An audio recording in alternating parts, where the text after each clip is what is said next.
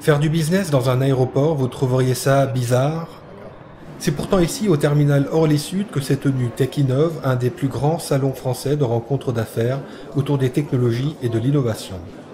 Entrepreneurs, investisseurs, chercheurs, PME, grands comptes, laboratoires, pôles de compétitivité, chaque année, ils se retrouvent ici pendant une journée pour discuter, nouer des relations, trouver des partenaires, signer des contrats.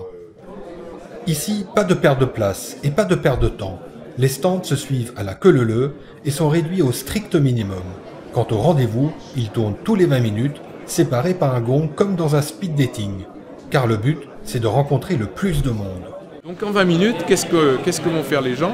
Eh bien, ils vont compléter finalement l'information qu'ils ont à la fois sur leur société et sur l'autre, et puis voir si effectivement il est nécessaire d'aller plus loin. Ils se donneront rendez-vous dans les semaines à venir pour faire effectivement réaliser le business, quoi, finalement. Voilà.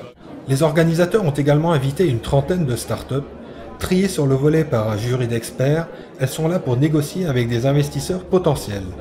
Parmi elles, nous retrouvons D-Waze, le site d'autopartage dont nous vous avions déjà parlé. Les deux fondateurs enchaînent rendez-vous sur rendez-vous. Alors, le speed dating business, comment ça marche? On a enregistré un profil sur leur site internet, TechInnov. Et donc là, tous les investisseurs, toutes les sociétés d'accompagnement, etc. Vous pouvez voir D-Waze, il y a une description de D-Waze. Et s'ils étaient intéressés, solliciter un rendez-vous avec nous. Et nous, on pouvait l'accepter. Et nous, on pouvait aussi en même temps en faire autant avec certains clubs de business angel. On espère aller plus loin avec certains investisseurs, aller plus loin avec certains partenaires.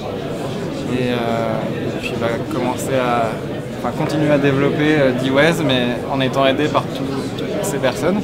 Et puis aussi augmenter la taille de notre réseau. Côté investisseur, on reste avant tout pragmatique. Alors en 20 minutes, c'est pas assez pour parler de tout. Donc nous, ce qu'on aime savoir, c'est pourquoi, quel est l'historique de la société, pourquoi ils sont arrivés à ce produit-là, qui est l'équipe. Souvent, on a une ou deux personnes de la société, mais pas tout le monde. Donc on a besoin quand même de rendez-vous ultérieurs. Mais ça donne, en 20 minutes, il faudrait qu'on ait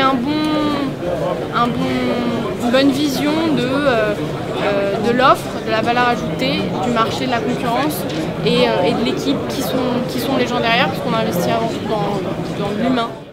Après, le plus dur, c'est de conclure. Car au fond, le business, c'est un peu comme l'amour, c'est trouver sa richesse hors de soi.